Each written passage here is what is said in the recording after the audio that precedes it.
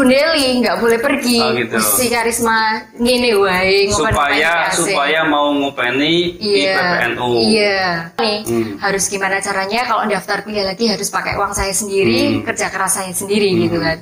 Akhirnya saya cari kerja, daftar kerja dan kemudian bisa kuliah dengan uang saya sendiri. Siapa datang mengancam, bukan binasa di bawah dulimu. Siapa datang mengancam, bukan binasa di bawah dulimu. Assalamualaikum warahmatullahi wabarakatuh. Alhamdulillah hari ini kita dapat berjumpa kembali dalam channel PAC GP Ansor Wonotunggal. Nah, seperti janji saya kemarin ketika kita ngobrol bareng Mbak Riza, bahwa kita akan ngobrol bersama sosok perempuan yang cantik. Ada Mbak Karisma yang sudah ada bersama saya di samping saya. Nah, Mbak Karisma ini adalah, dia dulu pernah menjadi Ketua PAC IPPNU Kecamatan Wonotunggal dan juga sekarang sudah menjabat sebagai Wakil Ketua PC IPNU IPPNU Kabupaten Batang. Oke, sekarang pertanyaan saya yang pertama adalah, Mbak Karisma sudah punya pacar belum? Aduh. Ini bahas apa sih? Ini bahas yang pertama. Ini temanya pakai apa sih? Masalah asmara. Pacar sudah punya ya? belum? Enggak pacaran dulu. Ngapusi bohong. Iya, Allah ngapusi dosa, Mas. Pacar belum punya, bener? Belum. Ini saya mewakili teman-teman para jomblo-jomblo. Kalau saya kan enggak ya, saya sudah punya anak dan istri, sudah aman lah. Oke. Ini bagi teman-teman jombloan berarti masih membuka lowongan ya? Iya, ini pendaftaran nomornya di sini. Ya. Ada bironya nanti sama Mas Salim, oke? Di situ ramai sekali, ada Mat Orang, ada dan Lepal B, ada dan Salim, ada dan Untung, ada dan Sakirin. Oke. Kita hari ini sebetulnya akan ngobrol-ngobrol tentang ke IPPNU-an. Jadi kemarin sudah dibahas, tapi hari ini kita akan memperdalam lagi. Kenapa anak-anak muda sekarang, remaja-remaja sekarang perlu masuk ke IPPNU? Nah, kita akan ngobrol bersama Wakil Ketua PC IPPNU Kimutarne Ansor Baik bersama Karisma. Karisma ini asli dari Sendang. Sendang bukan sana. Oke, Sendang, dari Sendang. Berarti sekolahnya di Sendang, kemudian SD. Sendang SD-nya 1 tok, Dik. SD Sendang, SMP 1 Wonotunggal, SMK 1 Batang, kemudian kuliah. Masuk ke berkuliah, berarti sekarang aktivitas masih kuliah? Iya, masih. Kuliah di Universitas Slamet Sri Kampus 2 Batang. Oh, di Slamet Sri Batang. Kita akan ngobrol tentang keorganisasian dulu nih. Boleh. Keorganisasian karena Anda ini kan sudah menjabat di PC Kabupaten gitu ya. Berarti otomatis pengalaman tentang keorganisasian pasti sudah dari sejak zaman sekolah dong. Iya, kalau organisasi udah mengikuti dari sekolah. Dari SMP atau mulai SMA-nya? SMP. Iya, malah aktif itu seringnya di SMP. Kalau apa dulu ikutnya? Paling ya organisasi di tingkat sekolah ya pramuka, PKS, OSIS dan lain sebagainya. Kalau di SMK, maaf. Kalau SMK itu saya kurang di SMK. Ikut itu waktu masih kelas 1. Kelas 1? Iya, sampai kelas 2. Kelas 2 itu di stop sama orang tua, nggak boleh ikut. Paling ikutnya kalau ada kegiatan akademis itu lomba-lomba. Tapi hanya beberapa. Tapi dulu waktu SMK sudah mulai aktif di IPNU, IPPNU. Itu saya ikut sejak SMP. Sejak SMP, luar biasa. Masih kelas 1 itu saya udah ikut. Dari kelas 1 SMP sampai sekarang. Makanya jenjang karirnya cepet. Jadi ranting dulu kan, kemudian ke PAC, terus sekarang sudah di PC. Oke. Itu organisasi di SMK, kemudian masuk ke perguruan tinggi. Masuk ke perguruan tinggi itu memang dari awal rencana mau masuk ke Slamet Sri atau dulu ada perjalanan-perjalanan yang lain? Itu kalau diceritakan itu jadi novel mungkin ya. Oke, ini menarik. Ceritanya panjang sekali. Gimana? Waktu itu masih kelas 3 SMK, belum ujian kayaknya. Saya punya cita-cita harus masuk di universitas negeri. Ingin masuk ke bahasa Inggris. pendidikan bahasa Inggris, ya. Rencana di mana? UNES. Awalnya pengennya, tapi karena SNMPTN dulu nggak terima, saya daftar di UIN sama juga. Itu tahun berapa? 2018. Oh, bareng Riza ya? Iya, Riza kan satu angkatan sama saya. Oh, ya. Iya, tua saya kan. Enggak, masih muda. Kalau orang cantik itu selalu awet muda. Enggak juga. Aduh, saya grogi di mana banget. Waktu itu pengen ya daftar di UIN Wali Songo, juga di pertama kan UNES nih, UNES kemudian keterima, gagal, belum berhasil, kemudian masuk ke Wali Songo, juga belum berhasil. Wali Songo belum berhasil. Itu sudah pernah mengikuti tes seleksi, sudah pengumuman. Iya, dan kemudian saya daftar di IAIN Pekalongan. IAIN Pekalongan. Iya, awalnya dulu pengen banget, pokoknya harus kuliah di luar kota lah, pokoknya jangan di sini-sini terus. Karena bosen. Dari kecil, bosen banget. Terus, tapi dilalah karena masuk ke pengurusan waktu itu zamannya Mbak Siliana, rekannya Siliana, digondeli, nggak boleh pergi. Si karisma ngene wae supaya mau ngopeni di PPNU. Iya, awalnya sih apa sih Mbak, saya pengen keluar gitu, pengen mencari pengalaman baru, ning batang-batang terus pengalaman terus lah gitu kan. Akhirnya dilalah mungkin doanya mereka nggak bolehin saya keluar dari Kabupaten Batang. Akhirnya ya wis kuliah di IAIN Pekalongan. IAIN Pekalongan berarti sempat masuk? Iya, 1 semester. Jurusan apa dulu? Ekonomi Syariah. Ekonomi Syariah. Oh, udah masuk di situ. Iya. Udah berapa semester? 1 semester. Udah 1 semester. Iya. Wow. Udah masuk 1 semester. Kenapa tiba-tiba mau keluar? Kan enak di sana. Apa ya? Bukan mau keluar, tapi waktu itu kan kalau mau kuliah di sana, bapak itu nggak boleh kalau saya ngekos ataupun laju, harus mondok. Oh iya, nanti kalau kalau nggak ngikutin kan katanya durhaka gitu. Akhirnya saya bukan terpaksa sih apa ya, yo wis mondok nggak apa-apa, tapi kan saya mikirnya saya masih punya tanggungan di BAC, saya masih punya tanggung jawab di BAC, periode saya belum selesai gitu. Waktu itu 2018, itu berarti sudah menjadi ketua PAC? Sudah, saya belum lulus sekolah itu udah jadi ketua. Berapa tahun? Itu masih 17 tahun ya, berarti belum ada. Bukan, PAC itu kan 2 tahun masa jabatannya.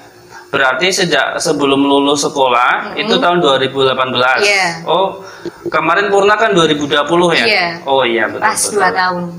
Udah lebih malah setengah tahun gara-gara corona nggak bisa konferensi. Oh gitu. Masuk di IAIN Pekalongan 1 semester, kemudian apa tadi yang menyebabkan bisa berganti haluan menuju kampus yang lain? Waktu itu di pondok kan mungkin karena pikiran saya yang banyak, mikir sana sini, harus nggak bisa fokus lah. Terus di sana yang namanya pondok jenengan tahu lah, makan nggak teratur gitu. Kalau malam itu di kan pondok mana? Al-Usmani, Kajen, Pekalongan. Kajen. Iya. Emang dulu sudah di Kajen? Kampusnya sudah di Kajen? Ekonomi Syariah pertama saya di Kajen. Oh iya, jadi kampus IAIN Pekalongan itu sekarang sudah ada 3 gedung, yang 3 fakultas yang sudah pindah. Yang pertama FEB dulu, itu awal mula pindah, kemudian FTIK, sekarang Syariah sudah, nanti ke depan Usuluddin juga akan menyusul ke sana. Jadi di Al-Usmani itu karena memang merasa gimana, berat gitu ya? Enggak sih, enggak berat, mungkin apa ya, saya kan orangnya sekarepe dhewe. Makan yo sakarepe dhewe, nggak teratur lah akhirnya. Mungkin waktu itu karena makan nggak teratur, malamnya karena di pesantren itu memang makannya dari sana, tidak jajan sendiri. Kalau ikutnya yang makan pagi sama malam, siangnya makan sendiri. Nah itu kadang yo nggak makan malam pun kalau misalkan lapar lagi ya makannya mie instan gitulah. Akhirnya mungkin itu yang memperburuk keadaan, jadi akhirnya saya jatuh sakit, kemudian apa ya, langsung dibawa ke rumah sakit sama bapak. Dulu kan waktu itu diperiksain di sana, katanya cuma mah biasa gitu, mah biasa. Akhirnya ya wis lanjut sekolah, lanjut kuliah dulu, lanjut mondok. Ternyata sakit itu berarti ketika di pesantren, kemudian tiba-tiba jatuh sakit dari sana. Iya. Terus waktu itu periksa di sana itu katanya mah biasa, mah biasa. Ya wes lah, kalau mah biasa mungkin saya kalau makan teratur mungkin akan sehat sendirinya gitu. Ternyata enggak, minum obat dari sana kok malah tambah parah gitu. Dan akhirnya pingsan beberapa kali, kuliah yang harusnya presentasi saya tidur, saya nggak tahu tidur atau pingsan pada saat itu. Terus yang harusnya presentasi, iya, yang langsung dihandle sama teman-teman saya. Untungnya teman-teman di sana itu baik-baik banget. Terus dihandle. Berarti sudah berangkat kuliah nih? Sudah. Di kampus? Iya, sudah selesai semua. Besoknya saya udah nggak berdaya. Karena ya itu sakit, ternyata waktu dibawa ke rumah sakit, di rumah sakit Kim, liver gitu. Sampai hepatitis A akut. Liver. Iya. Masya Allah. Pak lebih ke komen sampai saking terenyuhnya. Karena ini ternyata yang dikira sakit mah biasa, ternyata masuk rumah sakit, ternyata liver. Berarti di rumah sakit sampai berapa lama? 2 minggu lebih lah. Lama juga. Iya, waktu itu dokternya itu malah ngomongnya di depan saya gitu. Sudah melebihi batas ambangnya liver gitu pokoknya. Maksudnya saya hepatitis A gitu. Kalau misalkan besok nggak ada perubahan, langsung dibawa ke Karyadi gitu. Wah, langsung nangis gitu. Kenapa harus gini. Dan ternyata mungkin karena doanya orang tua, doanya teman-teman yang menyayangi saya, akhirnya dalam 2 minggu itu saya lekas pulih. Jadi bisa pulang. Berarti hipotesa dokter juga sudah menyatakan bahwa sudah sembuh, sudah bisa pulang, dan sejak saat itu sudah jarang sakit perut lagi. Awalnya masih nggak mungkin kan langsung hilang gitu ya. Awalnya masih kontrol, masih sering rasa sakit, makanya dokter itu nyaranin harus istirahat 1/2 tahun. Nah itulah awal saya nggak melanjutkan dengan pekalongan. Jadi memang di pesantren itu makan kadang-kadang tidak teratur. Saya pernah juga dulu setelah lulus S1 itu saya ke Jawa Timur. Nggak lama sebetulnya, hanya 3 atau 4 bulan di sana di pesantren itu makan ya cuma 2 kali. Bahkan tidak boleh keluar pesantren kecuali hanya hari Jumat. Makan itu bareng-bareng, pakainya nampan gitu kan. Pokoknya nampan lawe sego tempe karo pemeneh kayak sayur-sayuran, ya cuma itu saja. Dan kadang-kadang kurang gizinya di sana. Tapi insya Allah kalau orang-orang yang di pesantren itu barokai banyak. Oke, itu pengalaman menyedihkan ya. Ada pengalaman yang suka nggak sih? Sedih-sedih terus. Pengalaman apa dulu nih? Pengalaman keorganisasian deh. Cerita itu ya awalnya setelah berhenti kuliah di sana, akhirnya kan mikir kalau saya melanjutkan kuliah di sana lagi mungkin saya akan membebankan orang tua saya. Kenapa dulu saya menyia-nyiakan kesempatan sana gitu loh. Akhirnya saya mikir, wah kalau misalkan kayak gini saya harus pindah haluan nih, harus gimana caranya kalau daftar kuliah lagi harus pakai uang saya sendiri, kerja keras saya sendiri gitu kan. Akhirnya saya cari kerja, daftar kerja, dan kemudian bisa kuliah dengan uang saya sendiri. Berarti kuliah sekarang di Unsri, Unis Batang, itu dari hasil kerja sendiri. Alhamdulillah. Wah, SPP-nya dari hasil kerja sendiri ya. Kerja apa kalau boleh tahu? Kalau saya di FKPB. Apa itu? Di Forum Komunikasi Peduli Batang. Forum Komunikasi Peduli Batang. Ikutnya penyuluhan kesehatan HIV/AIDS kayak KPA itu. Oh gitu. Saya terjun langsung ke karaoke, ke lokalisasi dan lain sebagainya. Itu memang gaji yang didapatkan itu per bulan atau setiap kali turun? Berarti sudah kayak pegawai tetap gitu ya?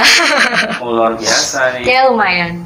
Jarang loh mahasiswa yang dia sudah bisa mengongkosi dirinya sendiri minimal, dan kuliah dari hasil kerja kerasnya sendiri itu jarang yang bisa seperti itu. Kebanyakan mahasiswa kita hari ini belajar banyak hari ini bahwa kuliah itu kalau memang tidak aktif di organisasi, kalau teman-teman hanya kuliah dan kemudian hanya kuliah tok, ya Anda harus mondok. Kalau tidak mondok harus ikut organisasi. kalau tidak kedua-duanya berarti harus bekerja. Jangan cuma hanya mengandalkan kuliah atau maneman waktunya. Apalagi Aris ini sudah bekerja juga, kuliah juga, kemudian di organisasi juga. Alhamdulillah. Dan kalau nggak salah dulu pernah menjadi MC acara Hari Santri. Makanya luar biasa, bahkan jadi MC juga dalam pernah kan? Oh, nanti boleh ya kita tukeran ya. Saya MC, jenengan yang saya podcast. Tips-tips dulu nih. Tips untuk menjadi MC itu seperti apa? Mental itu wajib. Mental. Iya. Orang itu biasanya kalau ada teks baca itu bisa, tapi kalau nggak punya mental, semua orang itu pasti bisa, tapi kalau nggak punya mental itu nggak akan bisa. Berarti harus kendel berani gitu ya. Wani. Jangan malu-malu. Iya, tapi sebenarnya saya grogi. Saya juga grogi loh.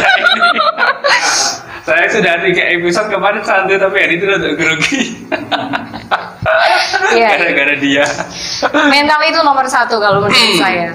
Oke, kita hari ini ngomongin tentang keorganisasian IPPNU. Kemarin kita sudah ngobrol banyak tentang ke IPPNU, tentang jenjang karirnya, ada Makesta, kemudian apalagi kemarin Lakmut. Oke, kita sudah membicarakan soal itu.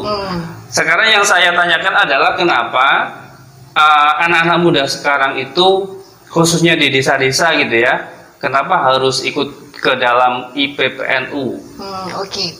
Kalau menurut saya pribadi nih ya. Iya dong. Di kampung saya, di desa saya, yang namanya wadah untuk kepemudaan itu belum ada.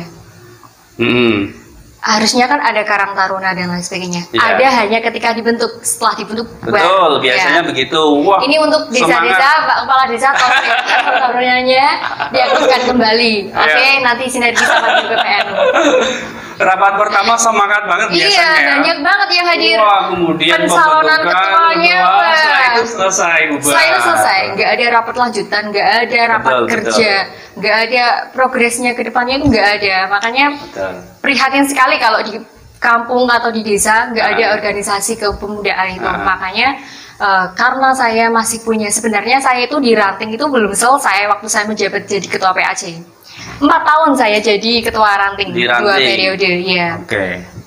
Merasa gagal sekali waktu itu karena nggak bisa mengkader kader-kader baru. Anggotanya ada banyak di ranting. Kalau saat ini banyak, tapi waktu saya menjabat jadi ketua ranting itu ya wis nikah, kerja di luar kota, saya ditinggal sendiri. Lulus IPPNU langsung nikah. Iya, yang guide Ansor malah. Ada di sini nggak orangnya? Jarang malah Ibnu sama IPPNU itu jarang. Kebanyakan IPPNU sama Ansor. Saingan nih, harusnya saingan ini. Udah sama Ansor. Ya waktu itu saya jadi berpikir kok saya waktu itu bukan dimarahin ya Pak ya, dikasih tahu sama bapak saya, kamu ki aktif neng PAC tapi nanti ngurak diurusi ki piye ngono. Wah, itu tamparan yang luar biasa sekali gitu. Betul. Di desa nggak ada organisasi kepemudaan, nggak ada wadah untuk kepemudaan, gimana mau ke depannya. Kemudian saya nekatnya itu saya nggak ada teman, nggak ada apa-apa, saya cuma ngajak 1 orang, ayo sowan kemana-mana wes pokoknya sowan ke ranting, ketua ranting jelas, ke kepala desa, Pak saya mau membentuk atau mereorganisasi IPPNU yang dulunya pernah terbengkalai pada kepemimpinan saya. Monggo akhirnya saya inisiatif buat surat sendiri, saya mengantarkan ke rumah-rumah sendiri, ya. Terus di luar ekspektasi pada saat itu, ketika malam pembentukan, saya pikir yang datang hanya 10-20 gitu. Ternyata ada 50-an lebih. Wow, itu IPNU sama IPPNU atau IPP IPNU saja? Sama IPPNU. Oh, itu kalau satu kampung 50 orang banyak banget. Iya, makanya itu saya sedikit terharu. Wah, ternyata kenapa nggak dari dulu ya gini sih? Betul, gitu. betul. Yang akhirnya selesai terbentuk, lega. Saya bisa fokus di PAC. Sudah terbentuk, kemudian ada kegiatan-kegiatan rutin dong? Ada. Apa? Rutinan setiap malam minggu itu ada. Tahlil, berjanji dan lain sebagainya. Keliling rumah-rumah? Musola, di setiap musola pedukuhan. Terus sebulan sekali itu ada ziarah ke makam-makam.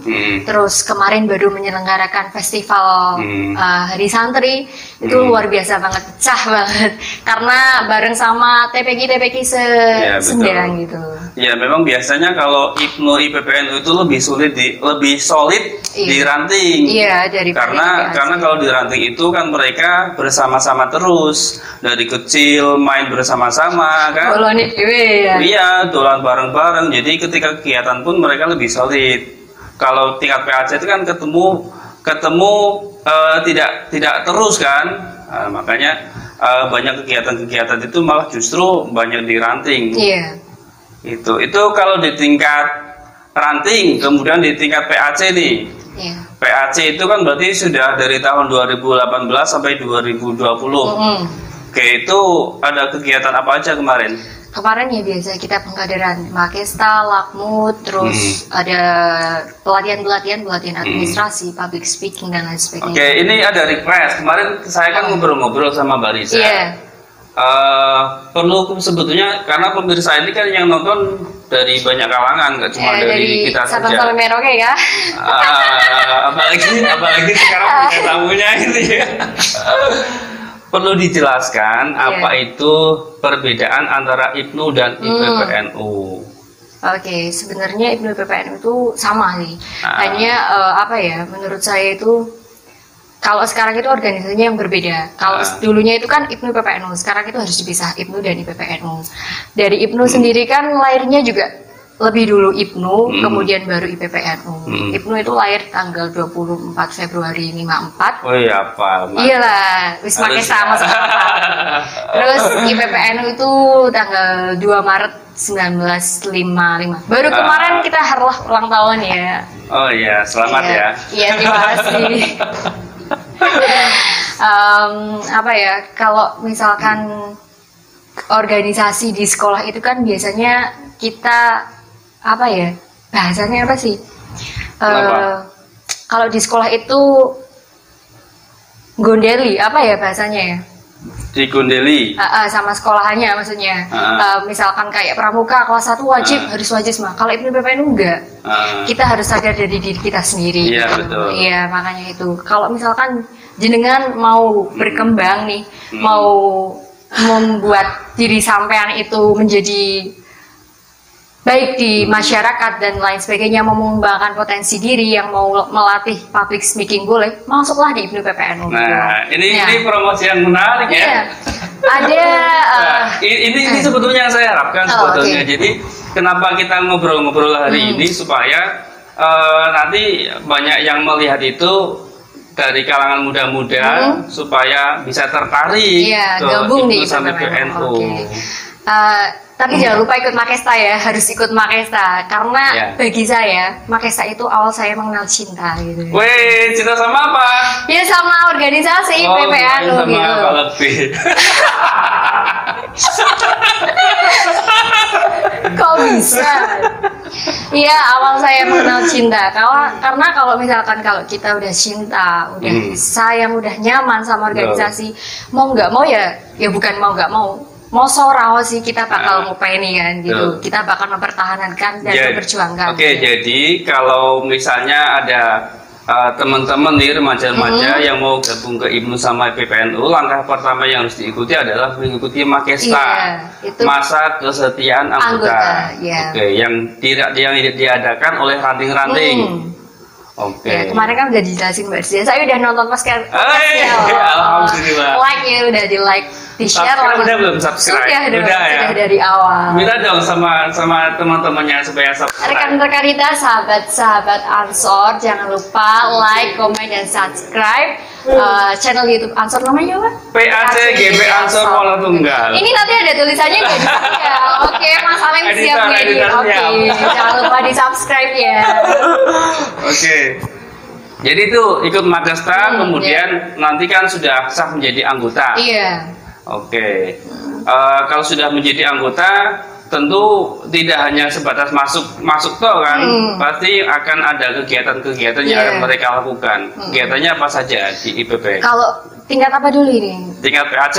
Iya, Tadi kan sama ranting aja. sudah. Ranting PAC PC itu sama saja menurut saya. Karena kegiatan pengkaderan di IPNU PPNU ya itu Makesta. Awal gerbang kita masuk IPNU PPNU.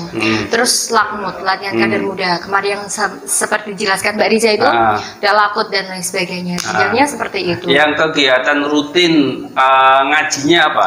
Kalau di PAC itu ada selapanan. Selapanan itu biasanya kalau orang yang biasa ikut selapanan pasti tahu. Paling kalau nggak pengajian kita diskusi kayak waktu di Berokoh itu kan, asik sekali itu diskusi. Yang dibaca apa selapanannya? Biasanya paling pengajian biasa. Enggak kan ada apa membaca rotib atau membaca berjanji? Maulid berjanji paling. Maulid berjanji. Oke. Jadi kegiatan-kegiatan yang di PAC ada selapanan, terus ada pengkaderan. Iya. Itu di PAC. Iya. Sekarang ke PC nih, sekarang sudah menjabat menjadi wakil sebenarnya ketua. itu- Wakil ketua kan ada banyak. Iya. Yang wakil ketua berapa? Saya wakil ketua 4. Bagian apa? Bagian jaringan pesantren dan sekolah. Jaringan pesantren dan Iya. sekolah. Karena pernah di pesantren. Enggak juga. Banyak loh senior-senior di IPNU PPNU yang jebolan pesantren sudah lama-lama sekali, itu banyak sekali. Oke. Di PC itu dari mulai tahun berapa? Tahun 2020 berarti. 2020. Berarti masuk langsung menjadi wakil ketua. Iya. Karena kan sudah melihat kiprahnya gitu ya. Sebenarnya kiprahnya yang luar biasa. Nggak seluar biasa itu. Kontribusi saya di PC pun saat ini menurut saya masih kurang banget gitu. Oke, termasuk karisma ini juga kita masukkan ke dalam Kecamatan Kabupaten Batang. Di bagian apa? Kok saya lupa? Saya juga lupa. Saya hanya nyimak di grup. Itu berarti sudah pelantikan kalau yang di PC? Sudah berjalan 1 tahun ya. Oh, sudah 1 tahun, Iya. 2020 kemarin ya? Iya. Oke. Di bagian pesantren, terus Dan yang dilakukan sekolah. apa aja? Kami itu ada tugas khusus dari pimpinan cabang, yaitu merubah OSIS menjadi PK. Merubah OSIS? Komisariat, ya. Merubah OSIS menjadi PK. Itu OSIS, di sebentar, LP Ma'arif. OSIS Iya. kan, yang di LP LP Ma'arif Ma'arifnya. NU ya, bukan di sekolah negerinya. Oke, OSIS, organisasi sekolah tersebut Iya. mau diganti menjadi PK. Iya. PK adalah? Pimpinan Komisariat IPNU PPNU. Oh, jadi yang Iya. tadinya organisasinya Intraspa, OSIS kemudian ya, kemudian diganti sama IPNU sama PPNU. sama pendirian PK di pesantren-pesantren gitu. Oh, oke. Oh, berarti kan di sekolah tersebut Iya.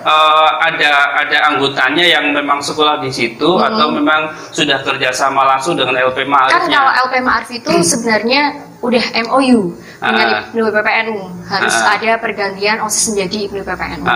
Mungkin karena apa ya, dari kepala sekolahnya sendiri itu belum terlalu menyadari hal tersebut, masih hanya sekedar MOU, itu belum bisa dijalankan. Mungkin sampai sekarang ini masih tetap yang OSIS masih ada, PK juga masih ada. Nah, itu tugas gitu. kami untuk ke sekolah-sekolah untuk menggantikan itu. Tapi dilalah masih online seperti ini jadi susah. Nah, itu dia memang kendalanya di sana. Iya. Online semuanya, sekolah masih online, kuliah masih online, kuliah di Unis, kok Unisri mana? Iya, Unsri. Unis. Singkatannya apa? Unis. Unis S-nya 2. Oh ya, Unis. Iya. Online juga kuliahnya. Online. Oke, kuliahnya online, tapi kerjanya nggak online dan kerjanya. Untuk saat ini saya belum masuk kerja lagi. Oh, belum masuk. Iya, istirahat dulu lah. Padahal kita nyari jadwalnya karisma ini susah loh. Kita jadinya udah berapa kali kemarin? 2 kali di cancel. 2 kali cancel. Ini luar biasa. Jadwalnya padat banget. Padahal rebahan di rumah. Oke. Berarti itu kegiatan-kegiatan yang di tingkat PC. Iya. Untuk ketuanya yang IPP dari mana? Dari Gringsing. Gringsing. Rekanita Lina, Maulina Tusolihah, ya. Sebetulnya kita pengen kalau nanti ada waktu gitu ya. Oh, kita boleh pengen saya ngobrol-ngobrol jembatani, sama ya, oke. Mbak Lina. Boleh. Boleh ya kira-kira. Iya, nanti tak. Nanti lah kalau misalnya beliau ada kegiatan apa di Batang, nanti mampir ke Wonotunggal. Kira-kira gitu. kan nanti ada pelatihan PAC yang periodenya Mbak Riza ini. Kapan kira-kira? Malam minggu nanti. Malam minggu. Iya, nanti yang latih besok. jelas harus ketua cabangnya, nanti jenengan silahkan nembus gitu. Malam minggu besok? Iya. Waduh, malam minggu kita ada turba ya. Nggak bisa, nanti lah kapan-kapan lah, next lah. Kita kan juga nanti masih ada banyak narasumber di Kecamatan Wonotunggal sendiri. Kalau Wonotunggal nanti sudah selesai semuanya, baru nanti kita ke tingkat yang cabang. Oke, jadi begitu ngobrol-ngobrol kita. Ada lagi nggak yang harus dibahas? Wow. Sumpah aku grogi lagi. Apa dari kuis apa? Udah berapa menit kita? Udah. Oh, oke. Apa Pak Abe? Setelah lulus mau kemana? Oh, setelah lulus. Ini semester berapa berarti kuliahnya? Semester 4. Iya. Oh iya, karena kemarin pernah berhenti 1 tahun ya. Semester 4, setelah lulus mau kemana? Ini request dari Pak Abe. Jadi masih membuka peluang. Yang jelas masih mau ya menjelajah dulu lah nanti. Kemarin tuh sebetulnya mau tak kenalkan sama teman saya dosen. Iya, saya di WA sama Mas Iman. Oh, saya dijodohkan. Masih pengen belajar dulu sekolah dulu gitu ya. Masih kecil kok. Enggak lah, udah besar. Oke. Gitu kira-kira ngobrol kita hari ini. Ada terakhir barangkali ada pesan yang mau disampaikan nggak sama anggota-anggotanya baik di PC maupun di PAC supaya mereka terus semangat di dalam berorganisasi IPPNU. Untuk rekan-rekan kita yang mau gabung di IPPNU, jangan ragu, ayo langsung gabung aja. Di samping kalian punya pengalaman baru, punya wawasan baru, teman baru, kalian di situ akan dilatih bagaimana cara kalian itu mengontrol emosi, melatih kepekaan kalian. Jadi yang biasanya nih insecure, takut ngomong di depan orang, takut ngomong di depan banyak orang, nanti di situ kalian akan dilatih bagaimana cara ngomong di depan banyak orang dan lain sebagainya. Yang pasti wawasan kalian akan bertambah, channel kalian akan bertambah, dan koneksi kalian akan bertambah. Seperti saat ini nih, yang awalnya saya nggak kenal beliau yang luar biasa ini, akhirnya saya kenal biasa beliau. Di luar kita. Iya. Gabung aja, banyak pengalaman yang akan menarik. Oke, luar biasa. Terima kasih Mbak Karisma atas kehadirannya di channel kita. Ini memang tujuan kita mengundang beliau Mbak Karisma supaya subscriber kita semakin bertambah. Dan ada request lagi satu dari teman kita Mas Arif. Mbak Karisma bisa ditampilkan. Ini padahal saya udah pingin minum dari tadi nih. Saya tunggu-tunggu kapan ini ya ditampilin. Ya Allah. Ini kita ada produk Zamnu. Zamnu disuruh nyeponsorin tapi belum ada bayaran. Malah minta dibayar. Minum dulu. Sudah saya tunggu dari tadi nih. Seger alhamdulillah. Iya. Oke, kita tutup. Jangan lupa subscribe, like dan komen PAC GP Ansor Wonotunggal supaya kita lebih semangat lagi di dalam penyampaian dakwah kita. Dakwah kan tidak harus melalui pengajian ya, tetapi bisa juga dengan cara yang seperti ini supaya teman-teman ini, pemirsa-pemirsa ini lebih berminat untuk mengikuti organisasi baik di IPNU, IPPNU, Ansor, Fataya dan NU. Baik, kira-kira begitu. Sampai jumpa di pertemuan yang berikutnya. Wallahu muwaffiq ila aqwamit thoriq. Wassalamualaikum warahmatullahi wabarakatuh. Waalaikumsalam warahmatullahi wabarakatuh.